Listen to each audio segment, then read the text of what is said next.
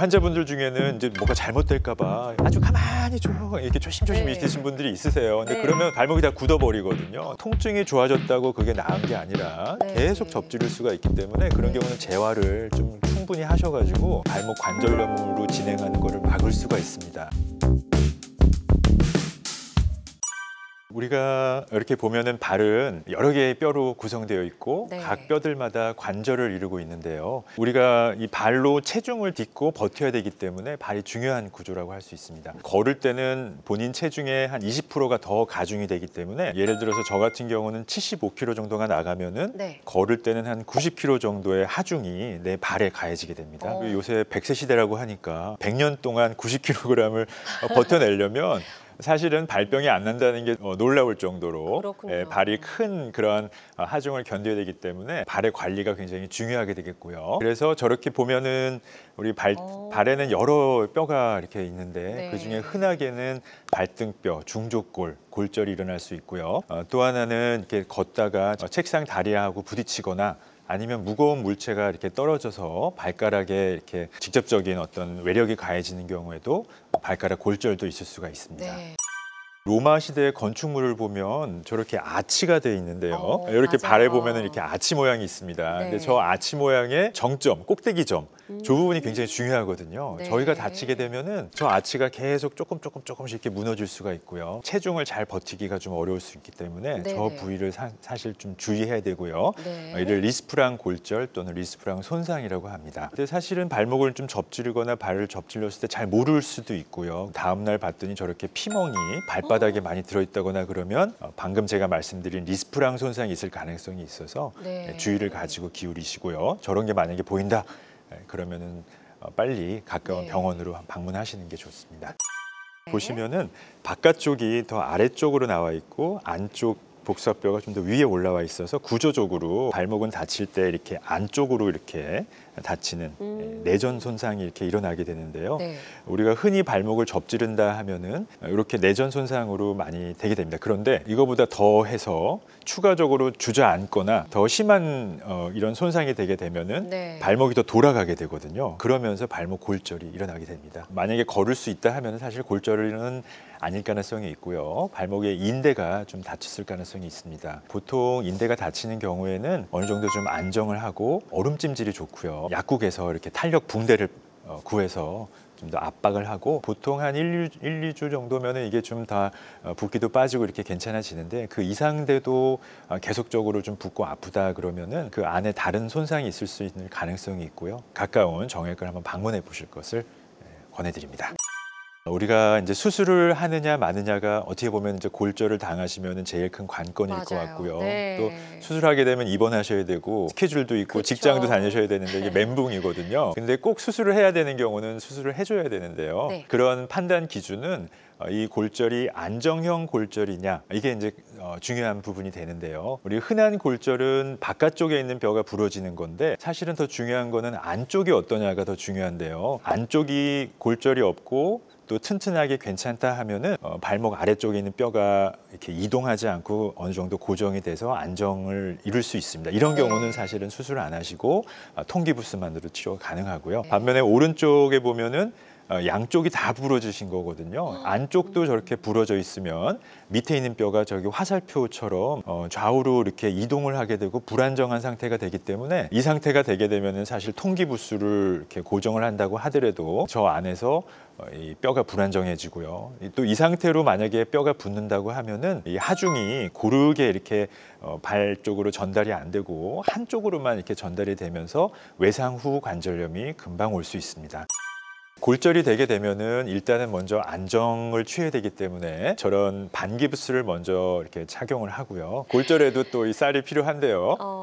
먼저 레스트 좀 쉬셔야 돼요. 아무리 일정이 바빠도 너무 무리하게 되면은 저 뼈가 붙을 뼈도 안 붙기 때문에 그렇죠. 쉬셔야 되고 또 많이 부어 있기 때문에 얼음찜질을 통해서 차갑게. 좀 차게 하셔야 되고요. 또 압박 붕대로 부어 있는 거를 조금 압박을 해서 붓기를 빼줘야 되고요. 우리 심장에서 피를 짜주면 피가 아래로 내려오죠. 우리가 이제 딛고 걸으면 근육이 운동하면서 피를 다시 올려주는데 기부스를 하셔야 되고 하기 때문에 딛지를 못한 상태가 되면 피가 아래로만 쏠려서 점점 많이 붓고 없거든요. 이런 경우는 다리를 조금 더 거상을 해서 피가 자연스럽게 심장으로 흘러 들어가서 붓기가 빠질 수 있게 이런 것들을 필요로 하고요. 부어 있을 상태에는 저런 기부스를 어느 정도는 유지를 해주는 게 필요합니다. 붓기가 있을 때까지는 저렇게 반기부스를 대섰다가 사실 붓기가 빠지면서 통기부스로 전환을 하거나 발의 골절의 경우에는 제5 중족골 기저부 골절이라는 게 있는데요. 우리 흔히 많이 이제 당하는 그런 골절인데 통기부스 없이도 이런 치료용 신발이 있습니다. 통기부스나 반기부스는 사실 발목까지 고정이 되기 때문에 걷기에 상당히 좀 불편하고요. 그쵸. 무겁고 네네네. 또 여름에는 또 좀 습하고 냄새도 네. 나고 이러는데 좀 더 간단하게 할 수 있는 방법이 있습니다. 그래서 발목 골절의 경우에는 어느 정도의 고정이 필요하기 때문에 저렇게 통기부스를 하고요. 기부스를 한 상태로 안정적인 그런 골절의 경우에는 어느 정도 딛고 체중을 디디면서 걸을 수 있을 수도 있습니다. 또 여름의 경우에는 또 요새는 새로운 신소재로도 많이 나와 있고요. 네, 샤워도 할 처음 수 봐요. 있고, 네, 네. 저런 게 있더라고요. 환자분들이 만족해하시더라고요. 저런 거 말고도 여러 다양한 이런 게 있기 네네. 때문에 이 통기부스가 좀 어느 정도는 4주에서 6주 정도 고정을 하고 안정을 해야 골절이 어느 정도 안정이 되고 잘 붙을 수가 있습니다.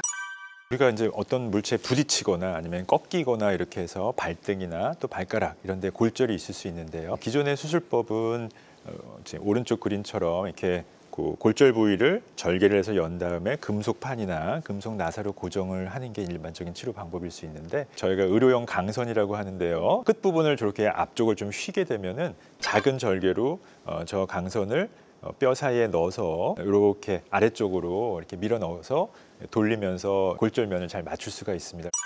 재활 치료는 환자분의 골절의 양상이나 어떤 수술을 받았는지 수술이 어떻게 되는지 따라 다 다르기 때문에 한 가지만 말씀드리기는 어렵습니다. 일반적으로 보면은요 상처가 이제 좋아질 때까지 보통 2주 정도가 걸리는데요. 네. 2주까지는 저렇게 반기부스를 어느 정도 해주는 게 좋고요. 아니면 통기부스로 하는 경우도 있습니다.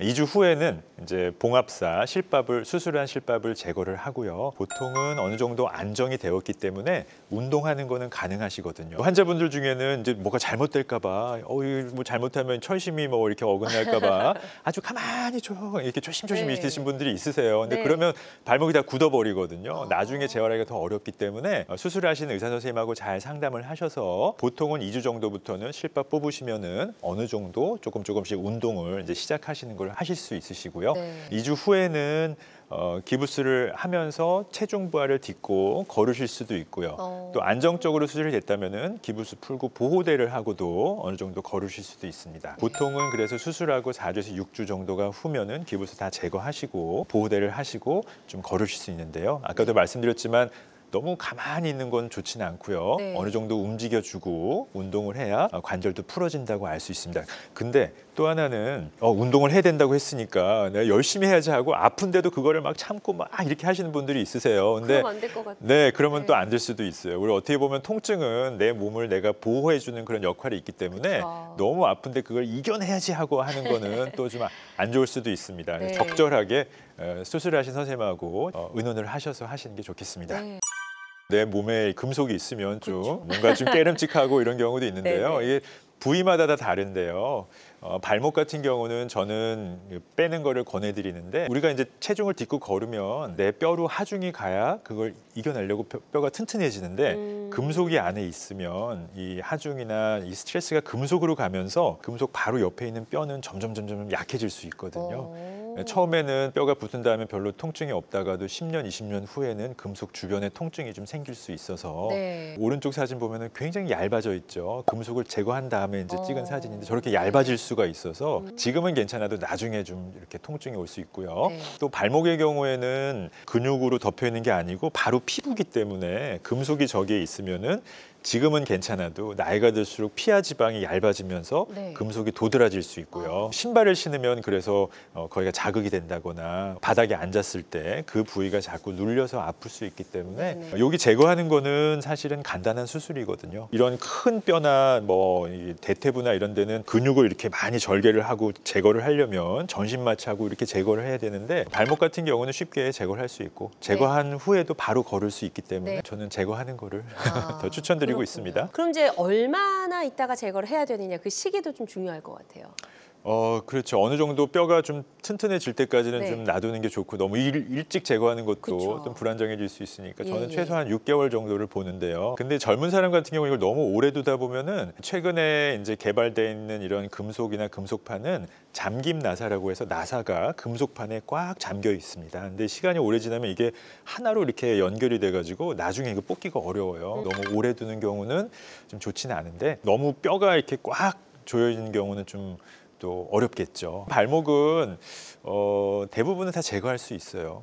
그래서 그런 분들이 계시더라고요. 이거 10년 전에 했는데 이거 못 뽑는다 그래가지고 좀 불편한데 그냥 살고 있어요. 그런 경우도 있는데 네. 대부분은 뽑을 수 있거든요. 발목은. 너무 걱정 안 하셔도 될 것 같습니다. 발목은 일단 골절이 됐는지 안 됐는지를 구별을 해야 되는데 네. 사실은 내가 디딜지 못할 정도로 아프다. 그러면 골절될 가능성이 많고요. 네. 또 하나는 이제 아픈 부위가 우리가 발목을 심하게 접질려도 딛기 어려울 수 있는데 그런 경우는 이렇게 여기 바깥쪽 복숭아뼈의 앞부분 이 부분이 아프다 그러면 인대가 다쳤을 가능성이 많고 볼록 튀어나온 이 부분이 아프다 그러면 복사뼈 골절될 쪽에. 그렇죠. 복사뼈가 아프면 골절될 가능성이 많아서 네. 이제 그런 경우는 요새는 뭐 근처에 병원들이 워낙 많으니까 네. 좀 바쁘시더라도 한번 엑스레이를 찍어 보시고 확인을 좀 해보시는 게 좋겠고요. 네. 아까 이제 상담 주셨던 분도 젊으셨을 때 네. 아기 낳고 너무 바쁘셔가지고 맞아요. 병원에 올 시간이 없으셨던 거예요. 너무 안타까워요. 근데 네. 그게 시간이 지나면서 이제 이렇게 되면은 관절염으로 진행될 가능성이 있거든요. 너무 쉽게 생각하지 마시고 또 한번 발목을 접지르면 통증이 좋아졌다고 그게 나은 게 아니라 네. 계속 접지를 수가 있기 때문에 그런 네. 경우는 재활을 좀 충분히 하셔가지고 접지르는 걸 막아야